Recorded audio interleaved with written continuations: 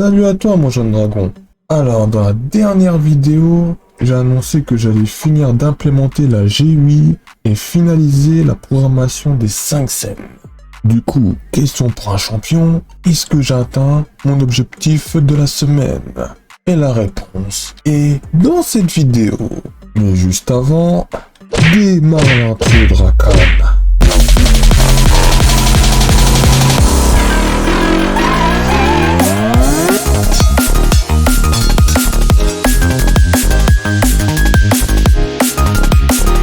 Merci pour l'intro Drakan. Bon, pour commencer, j'ai implémenté chaque GUI dans leurs scènes respectives. Puis dans chaque scène, j'ai créé des objets. Par exemple, dans la scène 1, j'ai créé des objets de type texte. Et comment j'ai nommé ces objets texte?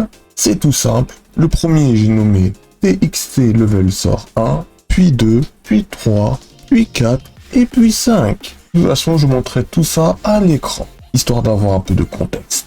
Et tous ces textes servira à montrer tous les levels des sorts. En gros, level 1, 2, 3, 4, 5, etc. Et aussi d'autres variables pour montrer l'XP actuel des sorts. Ce qui fait toujours plaisir. Maintenant, côté événement. Dans la première scène, j'ai programmé le bouton Update pour que les sorts gagnent en XP. Pour ça, j'ai ajouté un bouton random, n'importe laquelle, genre un bouton que GDevelop propose. Et d'ailleurs, franchement, ça c'est une nouvelle fonctionnalité, car l'année dernière, quand j'ai commencé à programmer sur GDevelop, il n'y avait pas encore tous ces petits trucs, et franchement, ça fait vraiment plaisir. Oh oui, ça fait vraiment très plaisir. Bref, sur ce, j'en étais à où? Oui, une fois que les boutons sont choisis, je les utilise déjà pour les rendre invisibles, car j'ai déjà personnalisé mes propres boutons sur Affinity Designer. Et en gros, les boutons random que j'ajoute servira à interagir. C'est-à-dire que si jamais le joueur clique à l'endroit où le bouton est positionné, alors ça fait l'effet voulu. Ce qui fait que je n'ai pas besoin de calculer la position X, Y des boutons que j'ai moi-même designé. Parce que j'aurais été obligé de faire ça manuellement avec des calculs. Et ça fait perdre un peu de temps. Ce qui a pour résultat final que à chaque fois que le joueur clique dessus, alors le sort sélectionné gagne 10 XP. Et oui. Maintenant, analysons la deuxième scène du jeu. Oh yes. Dans cette scène se trouvent les branches de compétences passives que l'animal totem du personnage concerné possède.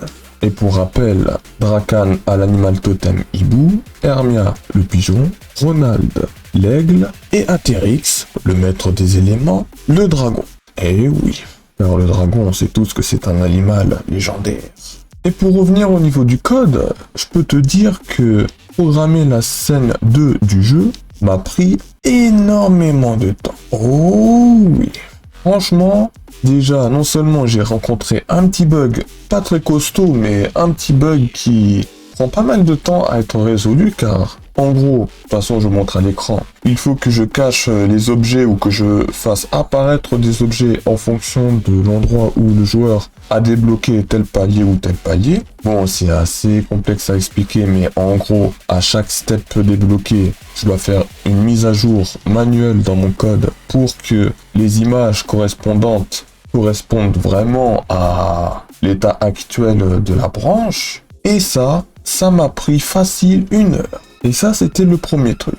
Parce que le deuxième truc, vu qu'il y a 15 paliers et que dans chaque palier, il y a au moins 5 branches de compétences, plus à partir du palier 2, il en a 13 ou 12 de mémoire. Du coup, programmer tout ça à la chaîne fait que ça m'a pris beaucoup de temps. Et même à l'heure où je tourne cette vidéo, je n'ai pas encore fini de programmer la scène de jeu numéro 2. Parce que dans la scène de jeu 2, il y a certes le côté visuel à mettre à jour, mais aussi les stats à mettre à jour.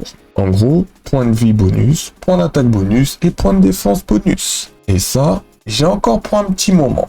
Mais bon, ça va, je suis quand même content parce que je suis quand même vers la fin du code de cette scène-là.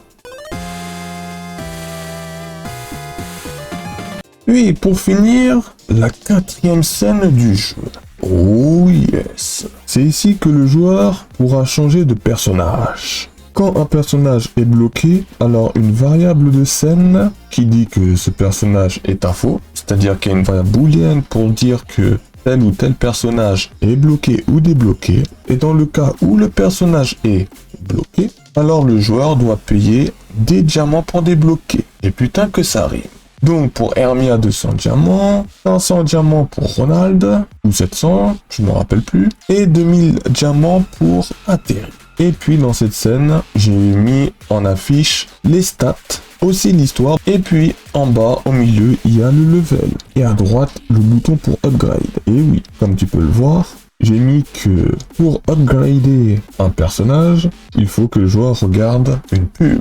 Et oui, c'est vraiment différent, car là, on pourrait croire que je peux mettre payer tant de diamants pour upgrader ou alors gagner tant de runs pour upgrader, mais j'ai décidé d'être généreux et j'ai mis juste une pub pour qu'il level up direct. Et yes. Pour l'instant, cette partie-là, j'ai pas encore programmé.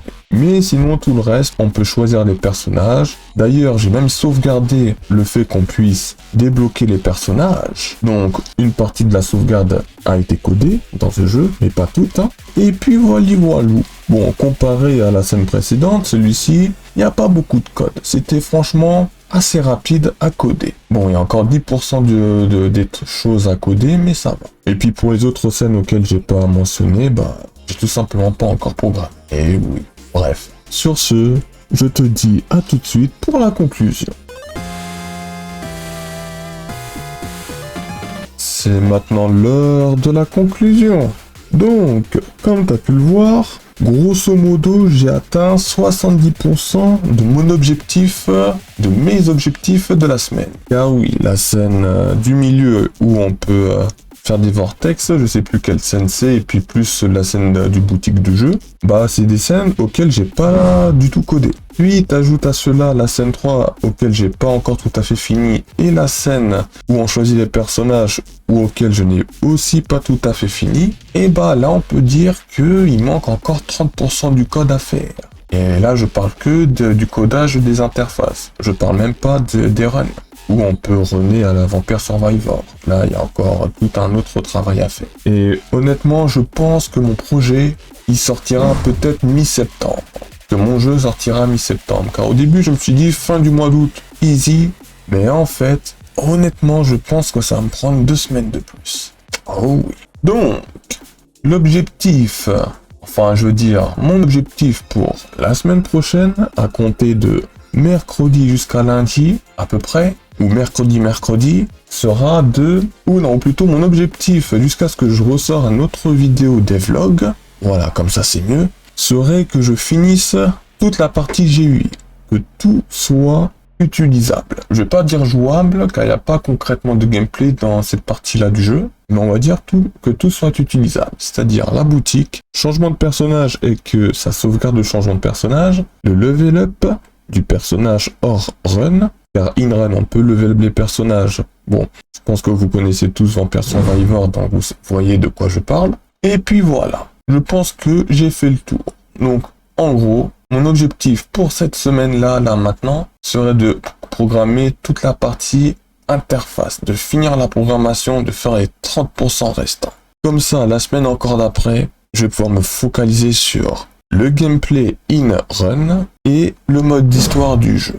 Oh oui. Bon, sur ce, si jamais ce petit devlog t'a plu, n'hésite pas à lâcher ton plus gros like. N'hésite pas à t'abonner pour ne rien rater de mes futures vidéos. Et si jamais t'as loupé mon dernier devlog, alors je te mets le lien de ma dernière vidéo dans la description ou en fiche ou quelque part par-ci par-là. Sur ce, je te dis, prends soin de toi et... ou trop.